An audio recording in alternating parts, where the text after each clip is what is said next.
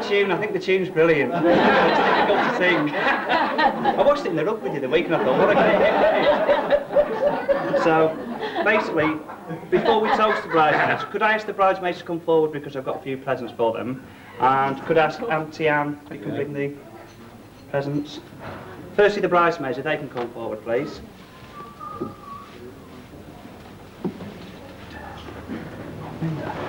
Thank you. Thanks.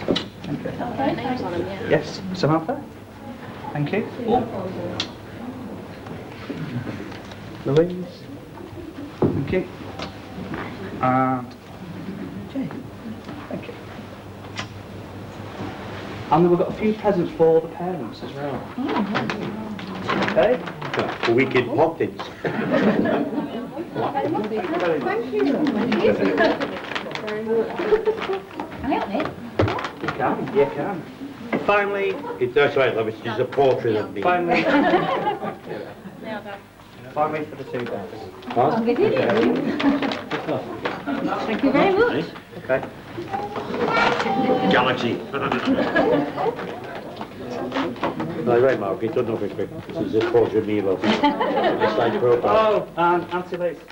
That's what it is, Lizzie.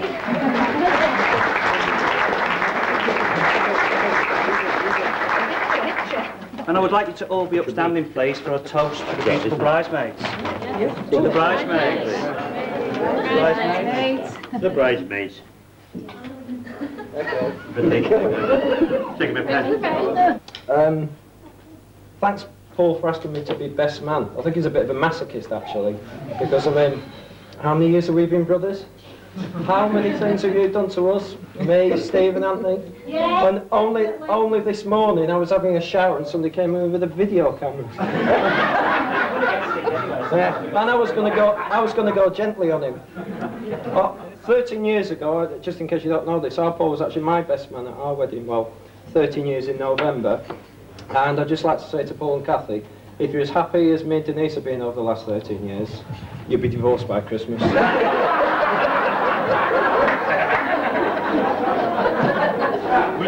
Just kidding. Right. When Paul... Milk it. When Paul asked me to be best man, him and Kathy provided me with the best man organiser. It's brilliant. It gives you loads of tips on what to do and what not to do. And I've just got to read a few things out here because there are some absolute corkers. These are things you're not supposed to do in a speech. For a kick-off, you're not supposed to speak for longer than 4 minutes. Well, as everybody knows, our family are a pretty quiet family, so there's no danger of that. Also, I'm not supposed to say unaccustomed as I am to public speaking. Well, I'm not accustomed to public speaking, so I'm afraid I'm going to have to break that one as well. Tell risque jokes, no chance of that whatsoever. Okay? Make fun of anyone unkindly except yourself. And the best one, this is the best one, it's to do with the dance afterwards. I'm supposed to go and dance with the head bridesmaid, and I've got to read this verbatim. That's a big word for me, isn't it? Right. If you cannot dance, ask the bride what she has chosen for the first dance and suggest she makes it something easy, like a slow waltz. Get your mum to teach you the basics. Can you imagine me and my mum? Get the chairs aside, here we go, mum. Yeah, oh, keep that quiet. Right. Now, I've got to let Kathy know a few things about Paul that she might not know because she's already told me that he doesn't always tell her the truth in certain areas. But just in case, during the middle of the night, you're led there in bed and suddenly you feel this searing pain in one of your buttocks.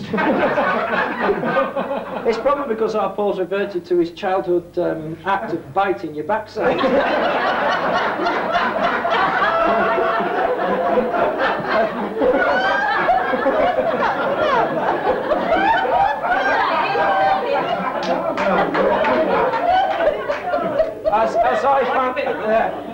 As I found out to my pain was about when I was about 6 years old and he was about 3 years old. Right, I've got a lot. I'm no good at telling jokes, so I won't bother telling any jokes. I'll leave that to Ashley. But a little story that involves the wedding and both sets of families. And I'd just like to say, I agree, both sets of families have got on really well. I haven't even mentioned football yet, have I? Well, I probably won't do either. But both sets of families got on really well, even considering Blackpool, Preston and so forth. But this story, we went to get fitted for our suits. And it was going pretty well. We were comparing waist sizes, like, you know, Matthew in size 12 waist. And me and our Stephen with our fuller figures. And everything was going swingingly. And then Matthew, I'm told if all I have to do is say Matthew, and he goes bright red anyway. And that's page 51, number 14, I've just violated there, by the way. Don't embarrass anybody else apart from yourself. But anyway, Matthew says to Paul, Paul, are we wearing top hats? And Paul says, no, Matthew, we're not wearing top hats. He says, why not? So he says, go over there and try one on. So he walks over, tries it on, he says, go and have a look in the mirror. So he goes over, looks in the mirror, he goes, yeah, he says, that's why we're not wearing top hats.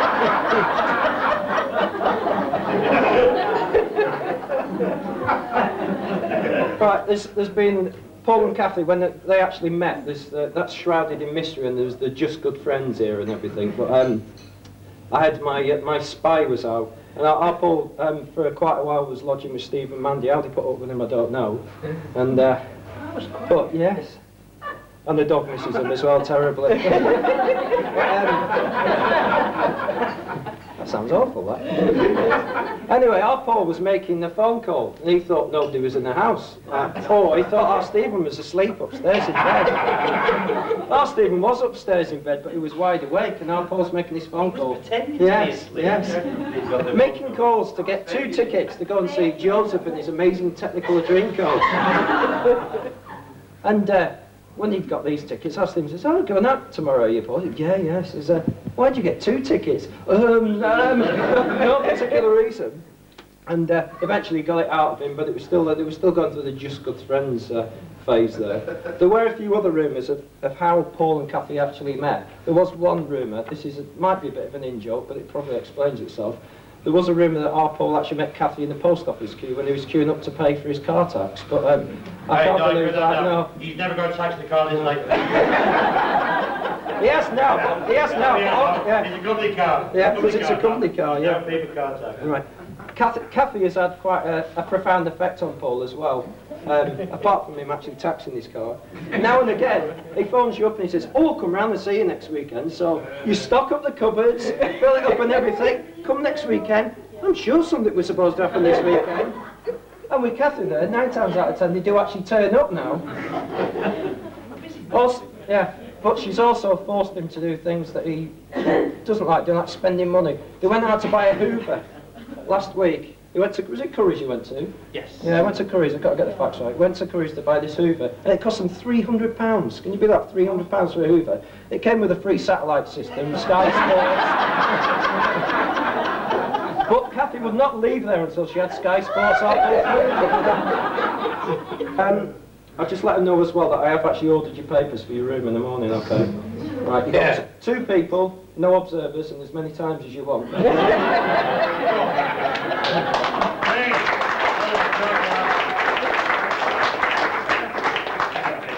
Cheers, Anthony. Page 51, number 13, I've just violated there. Right, that's just about, I'm just about to wrap up. Well, I'm not going to start rapping and singing and things like that. What I'm going to do in a second, we've got just a few cards from friends and family that couldn't make it here. But we've had a present rushed in here by freight mail. It's a special artefact. People have scoured art galleries all over to try and find something special. So I'd just like Paul and Kathy to accept this and open it now. And I hope they'll cherish this and place this in their special place in their flat. Can't read. By the way, here's your marriage license. You want it? Filing of the pending. Yeah. There you go. This is to Paul and Kathy. Love to you both from Jill. That's Kathy's friend from America. Okay. Next one to Paul and Kathy, wishing you all the best for the future. Love, Glenn, Jane and Amy. That's Paul's friends. If you're not sure who these people are, just ask Paul and Kathy later on. Right. To Kathy and Paul, with all our best wishes for now and the future, have a smashing day. Thinking of you from Ken and Lorraine.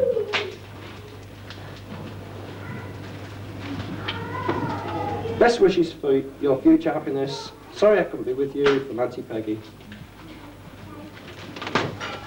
I have here a fax from Mrs. Patrick, our Paul's friend that he went to catering college with.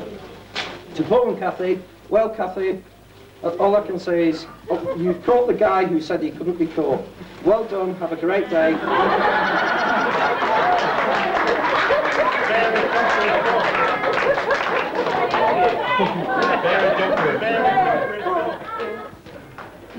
Sorry, Steve. When you go around dusting them, Kathy, you've got to go. Right, before I read this last card, this is the only time I've actually mentioned football. What I actually did, because we've got this sort of like fun rivalry between both families, all being Preston fans and Kathy's side being Blackpool fans, I thought it'd be nice if I wrote to both clubs, telling them about the rivalry and them getting married, and see whether they'd sort of sign a card from all the players and everything. So I'm going to read the card out that I received, and I won't read the one that I didn't receive. To Paul and Kathy, congratulations from all at Preston North End.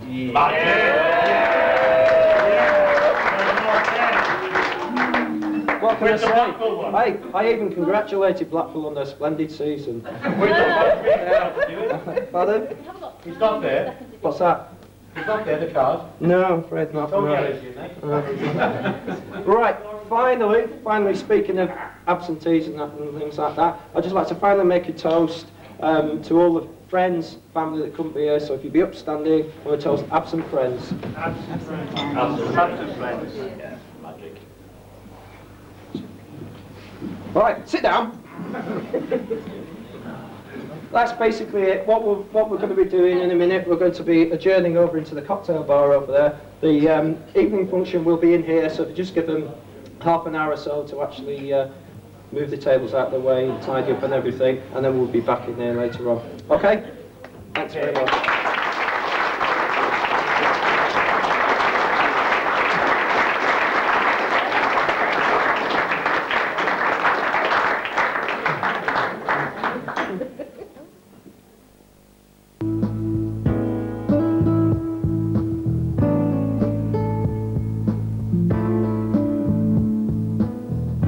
You got that look again, the one I hoped I had when I was alive. Your face is just beaming, you smiled at me boasting my pulse roller coastering. Anyway, the four winds that blow, they're gonna send me sailing home to you, or I'll fly with the force of a rainbow. The dream of gold will be waiting in your eyes. You know I'd do most anything you want, baby.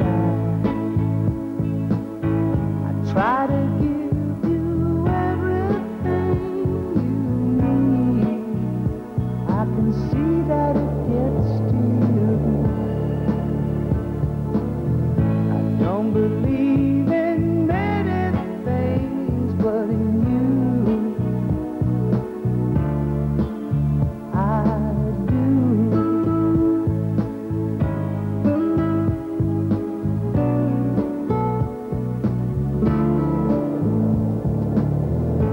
Her faith is amazing.